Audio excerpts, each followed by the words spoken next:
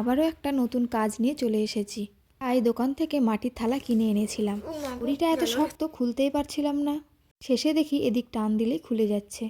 এমন পাগল আমি। যাই হোক, সামনেই তো সরস্বতী পুজো, আর সেটার উদ্দেশ্যেই একটা নতুন কাজ করতে চলেছি। প্রথমে এই থালাটিকে ভালো করে সিরিজ কাগজ দিয়ে ঘষে পরিষ্কার করে ধুয়ে নিয়েছি। এরপর বসে পড়েছি আঁকতে। প্রথমেই আমি পেন্সিল দিয়ে একটু রাফ আউটলাইন করে নিচ্ছি, আর এই কাজটা আমি একটু 3Dর উপরে রাখবো।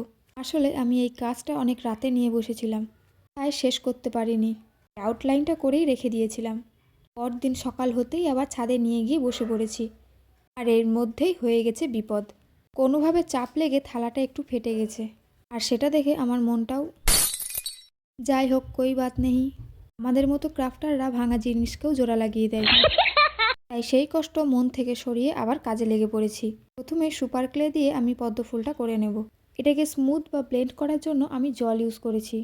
তোমরা চাইলে অ্যাভয়েড করতে পারো। আর এই পদ্ম ফুল করতে গিয়েই আমার সুপার ক্লেটা শেষ হয়ে যায়, আর তাই বাকি কাজ আমি মোল্ডেড ক্লে দিয়ে করেছি। হাঁসের পাখনাগুলো আমি একটু অন্যরকম করতে চেয়েছিলাম। পুরোটা মনের মতো না হলেও কিছুটা হয়েছে। হাতের সামনে যা যা পেয়েছি সবই কাজে লাগিয়ে নিয়েছি। এই যে এই জায়গাটাই আমার থালাটা চিড় ধরে গিয়েছে। এবার বিনাটাও মোল্ডেড ক্লে দিয়ে কমপ্লিট করে নেব।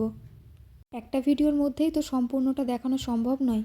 নেক্সট পার্ট দেখতে হলে আমাকে ফলো বা সাবস্ক্রাইব করে রেখো। আজ আসি, টাটা।